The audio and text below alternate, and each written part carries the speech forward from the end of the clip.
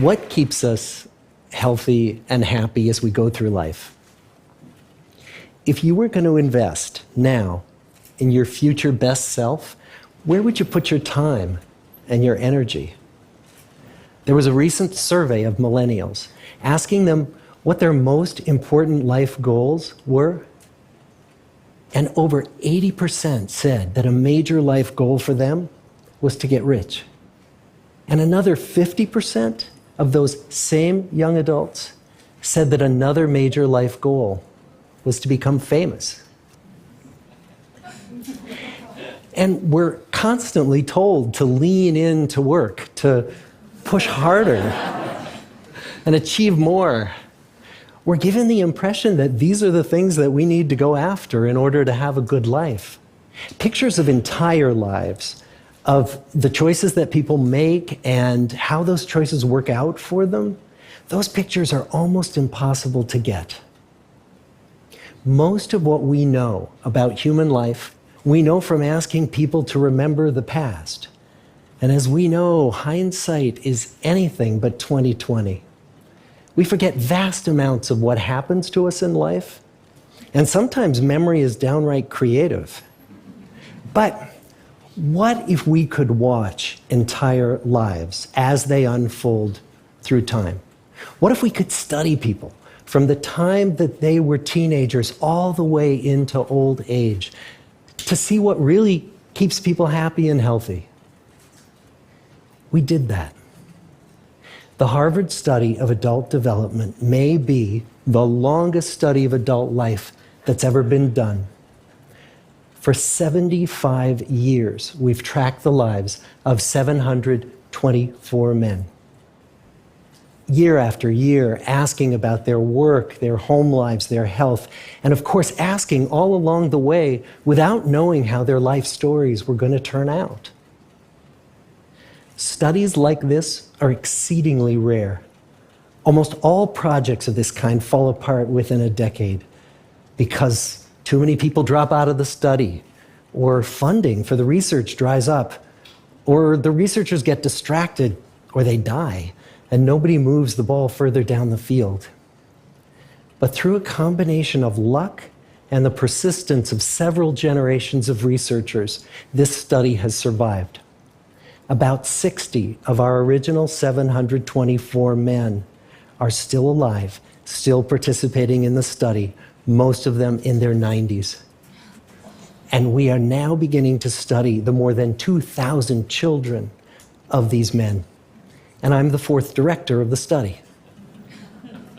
Since 1938, we've tracked the lives of two groups of men. The first group started in the study when they were sophomores at Harvard College. They all finished college during World War II, and then most went off to serve in the war. And the second group that we've followed was a group of boys from Boston's poorest neighborhoods. Boys who were chosen for the study specifically because they were from some of the most troubled and disadvantaged families in the Boston of the 1930s. Most lived in tenements, many without hot and cold running water. When they entered the study, all of these teenagers were interviewed, they were given medical exams. We went to their homes and we interviewed their parents. And then these teenagers grew up into adults who entered all walks of life. They became factory workers and lawyers and bricklayers and doctors, one president of the United States. Some developed alcoholism, a few developed schizophrenia. Some climbed the social ladder from the bottom all the way to the very top, and some made that journey in the opposite direction. The founders of this study would never in their wildest dreams have imagined that I would be standing here today, 75 years later, telling you that the study still continues. Every 2 years, our patient and dedicated research staff calls up our men and asks them if we can send them yet one more set of questions about their lives. Many of the inner city Boston men ask us, "Why do you keep wanting to study me? My life just isn't that interesting."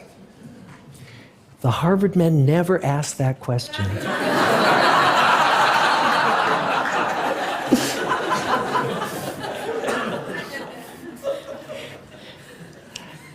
To get the clearest picture of these lives, we don't just send them questionnaires.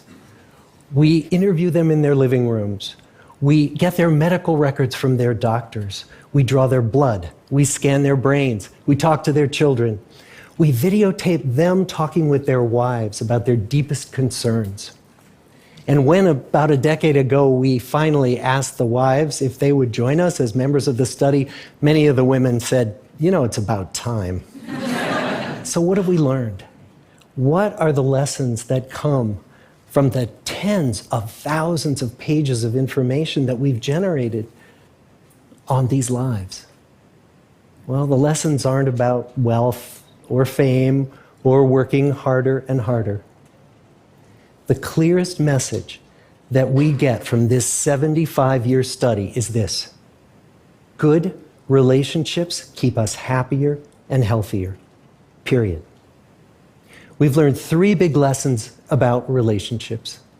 The first is that social connections are really good for us and that loneliness kills.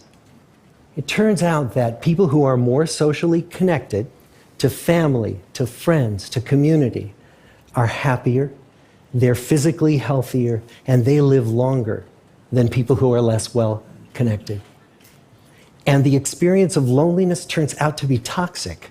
People who are more isolated than they want to be from others find that they are less happy, their health declines earlier in midlife, their brain functioning declines sooner, and they live shorter lives than people who are not lonely.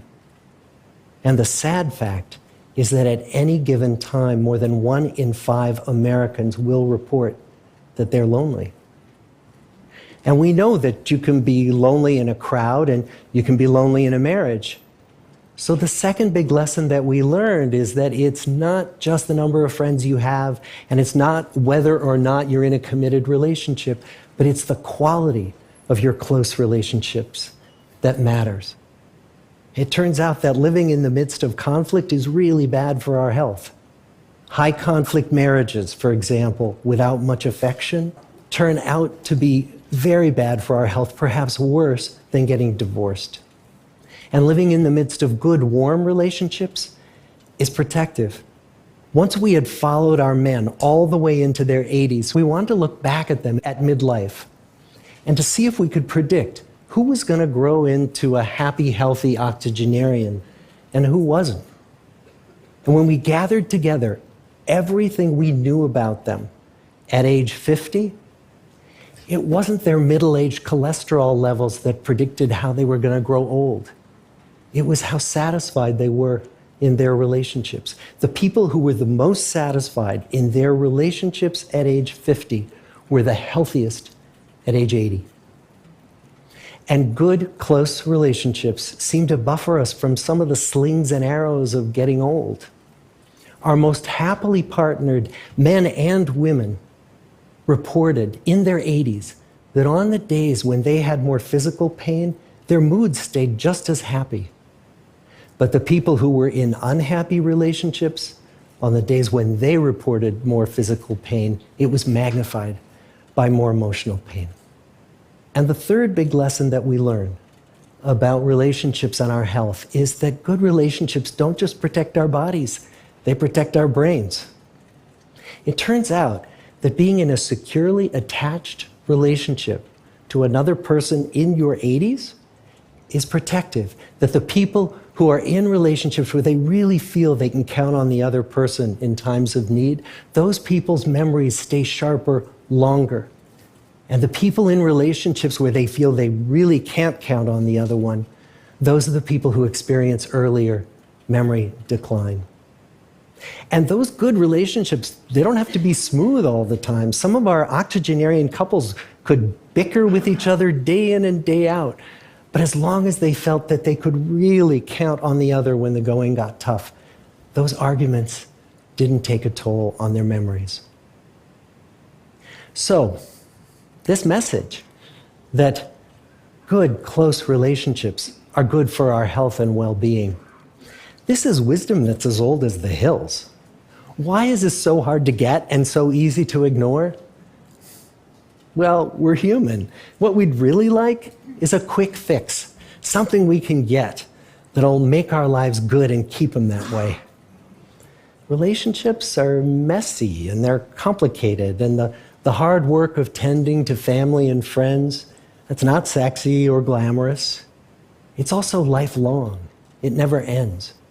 The people in our 75-year study who were the happiest in retirement were the people who had actively worked to replace workmates with new playmates.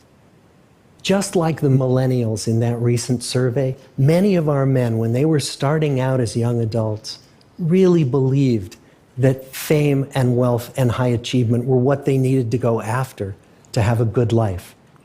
But over and over these 75 years, our study has shown that the people who fared the best were the people who leaned into relationships with family, with friends, with community.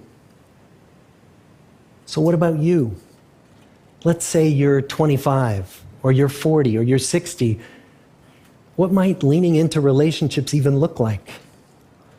Well, the possibilities are practically endless. It might be something as simple as replacing screen time with people time, or livening up a stale relationship by doing something new together, long walks or date nights, or reaching out to that family member who you haven't spoken to in years, because those all too common family feuds take a terrible toll on the people who hold the grudges. I'd like to close with a quote from Mark Twain. More than a century ago, he was looking back on his life, and he wrote this: "There isn't time, so brief is life, for bickerings, apologies, heartburnings, callings to account. There is only time for loving, and but an instant, so to speak, for that." The good life is built with good relationships. Thank you.